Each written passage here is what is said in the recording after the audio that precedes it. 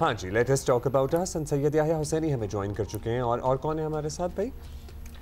अब्दुल माजिद भट्टी साहब तो हमारे साथ याह्या भाई। अस्सलाम वालेकुम याह्या भाई। पहले मैच के बाद जाहिर है हम तब भी बात कर रहे थे और हमने सॉर्ट ऑफ डिसअपॉइंटमेंट का इजहार भी किया था, थोड़े से हम खफा भी थे और इस उम्मीद का भी एंड में इजहार किया था कि अभी तो सीरीज शुरू हुई है, अगला मैच एंड देन अगला मैच हम अच्छा खेलेंगे और जीतेंगे। और वही हुआ कि हम अच्छा खेले और हम जीते। What changed? आप बताइएगा। हमारी होम कंडीशंस थी, पहले मैच में भी थी, हमारी होम सीरीज थी, पहले मैच में भी थी। क्या तब्दीली आई कि दूसरा और तीसरा मैच हमने आउट क्लास कर दिया? सबसे पहले तो वालेकुम अस्सलाम अब्दुल्ला। और इसमें कोई शक नहीं है कि जीत के बहुत ज्यादा दावेदार होते हैं और हार जो है वो यतीम होती है। मई 2024 से right now Pakistan team 24 T20 match के लिए 16 जीती है। 8 मैचों में टीम पाकिस्तान को नाकामी का सामना करना पड़ा है और under the captaincy Salman Ali Agha ये पाकिस्तान टीम की चौथी T20 सीरीज में कामयाबी है। लेकिन इस कामयाबी के बावजूद पाकिस्तान टीम के मसाइल जूं के तू हैं। अभी आप सलमान अली आगा का शॉट सुना रहे थे जिसमें वो ये कह रहे थे कि हमारा कॉम्बिनेशन बहुत शानदार बना हुआ है, प्लेयर के ऊपर प्लेयर मौजूद है, इसमें कोई शक नहीं है। लेकिन जो सबसे बड़ा इंपॉर्टेंट पहलू है कि बाबर आजम फॉर्म में वापस आए हैं। बाबर आजम ने हाफ सेंचुरी स्कोर की है, 68 रन स्कोर किए, प्लेयर ऑफ द मैच रहे। लेकिन बाकी 2 मैच जो वो पाकिस्तान के लिए खेले वहां सिर्फ उन्होंने 11 रन स्कोर किए। साइम अयूब ने इस सीरीज में 72 रन स्कोर किए और 108 रन स्कोर किए और उनकी जो बेस्ट परफॉर्मेंस है 71 नॉट आउट, उस पर उनको बड़ा प्रेज किया गया। मुस्तकिल मिजाजी की टीम पाकिस्तान में शिद्दत के साथ कमी दिखाई दे रही है। अंदाजा आप इस बात से कर सकते हैं, इन 3 T20 मैचों की सीरीज में पाकिस्तान का कोई एक बैटर नहीं है जिसने 100 गेंदें भी खेली हो। पहले मैच में आप 55 रन से हारे, उड़ा कर रख दिया जनूबी अफ्रीका की उस टीम ने जिसमें 8 उनके इंपॉर्टेंट प्लेयर मौजूद नहीं है। फिर उसके बाद आपको हालात वाकयात को भी देखना चाहिए। 140 आप चेस कर रहे हैं, ड्यू फैक्टर, बॉल हाथ में पकड़ा नहीं जा रहा। जनूबी अफ्रीका ने आखिरी ओवर में आपको बमुश्किल वो रन्स करने दिए।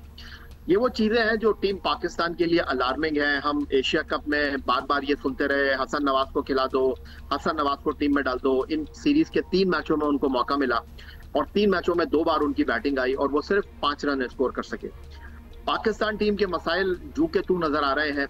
विकेट कीपिंग की अगर हम बात करें तो तीसरे मैच में हमने साहबजादा फरहान से विकेट कीपिंग करा के ये बात साबित कर दी है कि हमें मोहम्मद उस्मान खान के ऊपर एतमाद नहीं है। हारिस को हम टीम से ड्रॉप कर चुके हैं। साहबजादा फरहान इस सीरीज में कोई बड़ी इनिंग नहीं खेल सके। फरहान के बाद इस सीरीज में हमने फखर जमान को शामिल नहीं किया। तो अब मुझे ऐसा लगता है कि अगर फखर जमान टीम में वापस आएंगे, बाबर आजम ने जिस तरह परफॉर्म किया है, तो साहबजादा फरहान को बाहर बैठना पड़ेगा। साइम अयूब के टैलेंट के ऊपर, साइम अयूब की अहलियत के ऊपर कोई दो राय नहीं है। लेकिन साइम अयूब एक दिन जो है वो आपको चांद पर लेकर जाते हैं और अगले दिन शाम से पहले जो है वो घर लौट आते हैं। तो ये वो चीज है जो तो बेसिकली याह्या आपका कहना है कि इनकंसिस्टेंट है हमारी टीम। तो विजिबल है, लेकिन साइम जब बैटिंग नहीं कर रहे थे तो आपको पता है वो बॉलिंग में हमें डिलीवर करके दे रहे थे एंड उस पर भी हम फील्डिंग भी अच्छे करते हैं, नौजवान है। लेकिन जाहिर है उनका primary role as a batter ही है, एज एन ओपनर ही है। अच्छा बिल्कुल याह्या, आपने बड़े वैलिड पॉइंट्स उठाए हैं। भट्टी साहब से भी पूछ लेते हैं। भट्टी साहब पहले आप भी बता दें कि मतलब बाबर की ये परफॉर्मेंस होना जो कि हमें ऑब्वियसली बड़ी अच्छी लगी, मैच जीते हैं हम उसकी वजह से, ये आपको इनकंसिस्टेंट लग रही है, एक फ्लूक लग रहा है? क्योंकि ऑब्वियसली इतना बुरा फेज चल रहा था उनका, बट ही डिड वेल। मतलब परसों वाले मैच में बड़ा जबरदस्त हो गए। क्या इसको आप कहेंगे? देखें, फ्लूक तो नहीं है। बाबर आजम को लोग किंग बाबर आजम इसीलिए कहते हैं कि उन्होंने परफॉर्मेंसेस दी हुई हैं, लेकिन पिछले 13 मैचों में वो परफॉर्म नहीं कर सके थे। 13 मैचों के बाद उन्होंने ये लाहौर के मैच में 50 रन 68 रन की इनिंग्स खेली। फिर 26 मैच तो वो पाकिस्तान टीम से ड्रॉप रहे। हम इसी बाबर आजम को देखना चाहते हैं जो कंसिस्टेंट परफॉर्म करें, पाकिस्तान टीम की बैटिंग का बोझ उठाएं।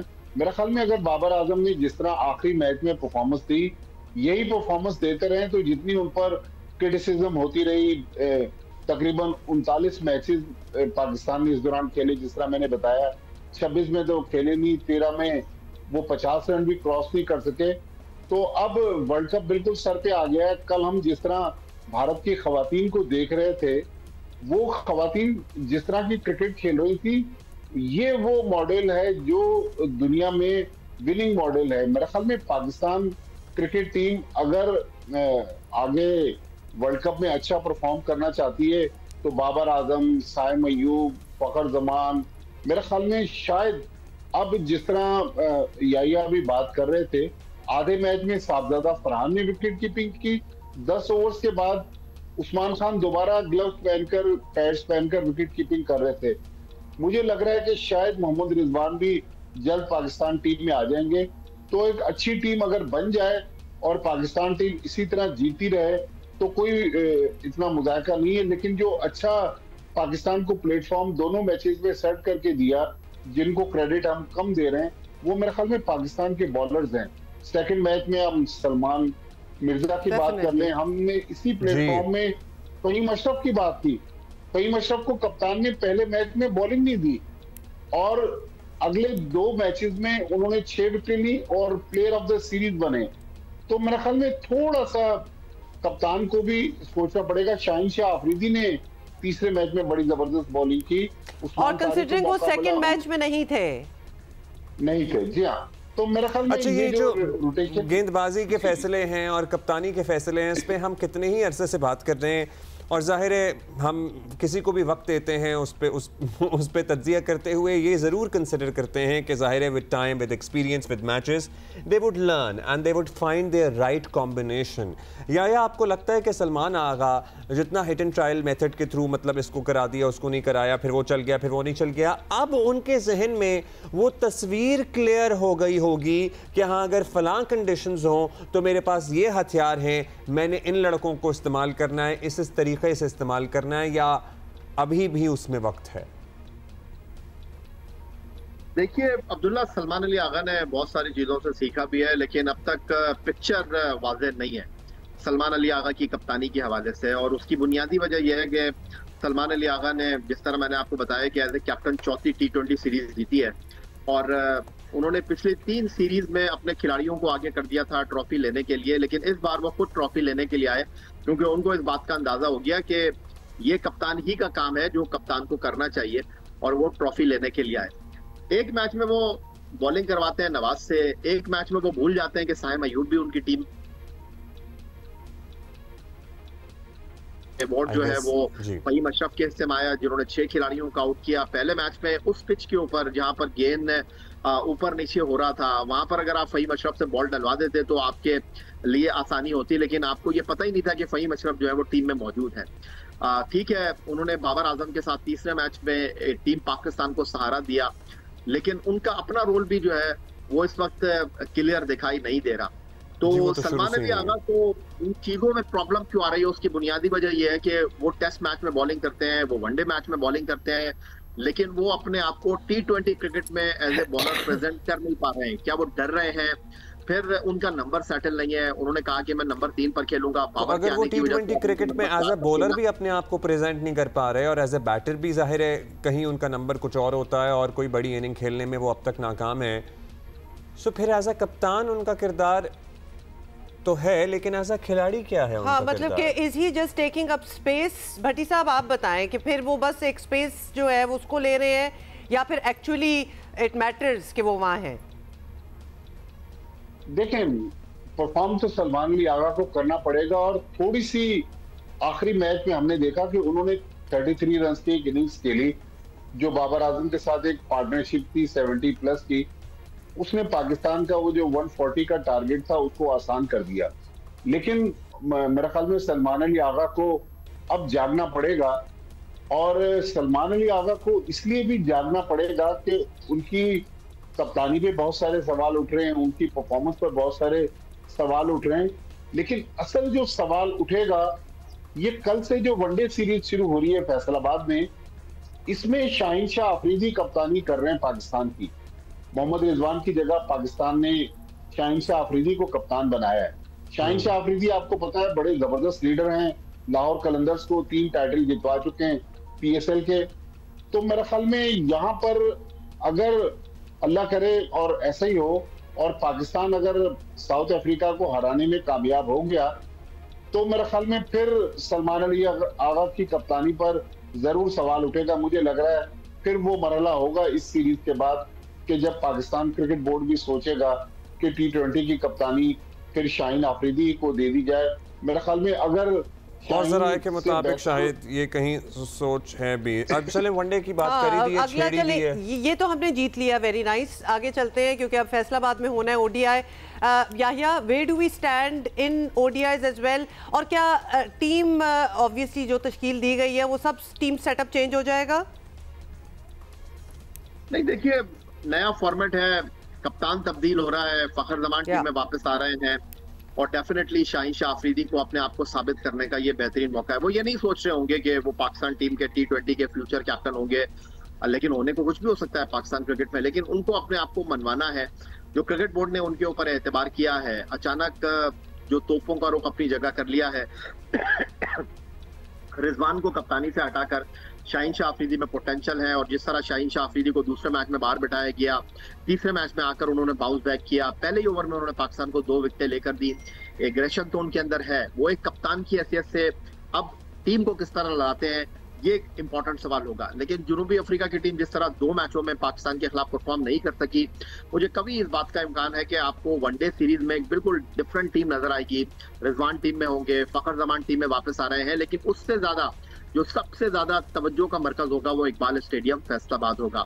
After a very long time Iqbal stadium Faisalabad, जो पाकिस्तान का एक तारीखी क्रिकेट स्टेडियम रहा है, जहां पर पाकिस्तान ने जो है वो माजी में बैनुल अक़वामी मैचेस खेले हैं, एक तवील अरसे के बाद इंटरनेशनल क्रिकेट की न सिर्फ मेजबानी कर रहा है बल्कि आने वाले दिनों में आप देखेंगे कि यहाँ पर फ्रिक्वेंटली मैचेस भी होंगे और पाकिस्तान सुपर लीग का एक नया वेन्यू जो है वो बनने जा रहा है। तो सबसे पहले तो मैं पाकिस्तान के मैनचेस्टर इकबाल स्टेडियम फैसलाबाद के लोगों को भी मुबारकबाद पेश करना चाहूंगा, खासतौर पर जिंदा दिलों के शहर लाहौर को भी, जिस तरह के उन्होंने अपनी मौजूदगी का एहसास दिलाया। फुल क्राउड था। आपको इकबाल स्टेडियम में इससे ज्यादा जो है वो एनर्जेटिक और इलेक्ट्रीफाइड क्राउड नजर आएगा। अच्छा, टीम में भट्टी साहब आपको लगता है चेंजेस होंगी? प्लेइंग 11 क्या होगी हमारी इन द ओडीआई? अब्दुल्ला, जो पाकिस्तान ने 15 प्लेयर्स अनाउंस किए हैं वो खासे मुख्तलिफ है। शाहीन शाह अफरीदी कप्तानी तो करेंगे, हारिस रऊफ टीम में वापस आ रहे हैं, फखर जमान वापस आ रहे हैं, मोहम्मद रिजवान की टीम में वापसी हुई है। मोहम्मद रिजवान के साथ रिजर्व विकेट कीपर हसीबुल्लाह को पाकिस्तान टीम में रखा गया है। फिर हुसैन तलत, जिनको एशिया कप के बाद ड्रॉप किया गया था, वो पाकिस्तान टीम का हिस्सा हैं। फैसल अकरम पाकिस्तान टीम का हिस्सा हैं। देखिए, जो आखिरी सीरीज पाकिस्तान ने खेली थी वेस्ट इंडीज के खिलाफ, वेस्ट इंडीज में अब से 2.5-3 महीने पहले पाकिस्तान वो सीरीज 2-1 हार गया था और उस सीरीज में जो पाकिस्तान का मसला हो रहा था, पाकिस्तान 3 रेगुलर बॉलर्स के साथ जा रहा था। उसके बाद जो बाकी 20 ओवर थे वो पाकिस्तान के ऑलराउंडर्स करवा रहे थे। यही वजह थी कि वेस्ट इंडीज ने आखिरी मैच में 292 रन बना लिए पाकिस्तान के खिलाफ। तो अब देखना यह है कि शाहीन शाह अफरीदी कप्तान बनने के बाद क्या वो 4 या 5 रेगुलर बॉलर्स के साथ जाते हैं या फिर बहुत सारे बैट्समैन और ऑलराउंडर्स भर के, क्योंकि T20 फॉर्मेट में तो ऑलराउंडर्स चल जाते हैं, वनडे फॉर्मेट में जहां एक बॉलर को 10 ओवर करवाना होते हैं वहां मेरे ख्याल में बहुत ज्यादा ऑलराउंडर्स चलेंगे नहीं। अगर स्पेशलाइज पोजीशन पर पाकिस्तान जाए, पाकिस्तान एटलीस्ट 4 रेगुलर बॉलर्स खिलाए और बाकी ऑलराउंडर्स से 10 ओवर करवा दे तो ये मुनासिब है। लेकिन आप देखें, पाकिस्तान ने मोहम्मद रिजवान की कप्तानी में बुरी परफॉर्मेंस नहीं दी। हमने ऑस्ट्रेलिया को लास्ट ईयर ऑस्ट्रेलिया में हराया, हमने जिम्बाब्वे को जिम्बाब्वे में हराया। हिस्ट्री में पहली बार साउथ अफ्रीका के खिलाफ 3-0 हमने वनडे सीरीज दी थी। लेकिन साइडलाइन पे जो मसाइल थे उसकी वजह से माइक हैसन खुश नहीं थे। यही वजह है कि शाहीन शाह अफरीदी को कप्तानी दी गई है। मुझे तो बहुत उम्मीद है कि शाहीन शाह अफरीदी पाकिस्तान टीम को ऊपर लेकर जाएंगे। चलिए जी, उम्मीद हम सबको भी है। बहुत शुक्रिया आप दोनों का। अच्छा, and at the same time बहुत शुक्रिया आप दोनों का याया भट्टी साहब। और अटेंडेंस की बात कर रहे थे हम, क्राउड की बात कर रहे थे, मतलब 36-37 हज़ार लोग कज़ाफ़ी स्टेडियम लाहौर में मौजूद थे। It is also pretty dependent on the user और द फ़ैन एक्सपीरियंस। आप किस तरह से अंदर जा पाते हैं, आपने किन रास्तों से गुजरना है, आपको कहाँ कहाँ खड़े होना है, आपको कितना इंतज़ार करना है, आपके लिए कितनी आसानी है कितनी नहीं है। ये चीज़ें बहुत मानी रखती हैं। We have seen matches in Lahore and we have seen matches in Karachi, and Karachi में इसलिए भी क्राउड कम होता है because it is not a good fan experience, so end user experience अच्छा नहीं है। Anybody who has gone to both the places they can tell the difference, शायद ये पता होगा। And a bad visual as well, आप literally जंगलों में फंसे हुए मैच देख रहे होते हैं। अब तो केस स्टडी में टेस्ट अब फैसलाबाद का, so it's the you know mood is shifting to Faisalabad, तो अब हम फैसलाबाद में देखेंगे कि वो fan experience, although in the past हमने देखा है कि भरा होता है फैसलाबाद भी, दे लव क्रिकेट एंड मतलब they don't shy away from going to the stadium.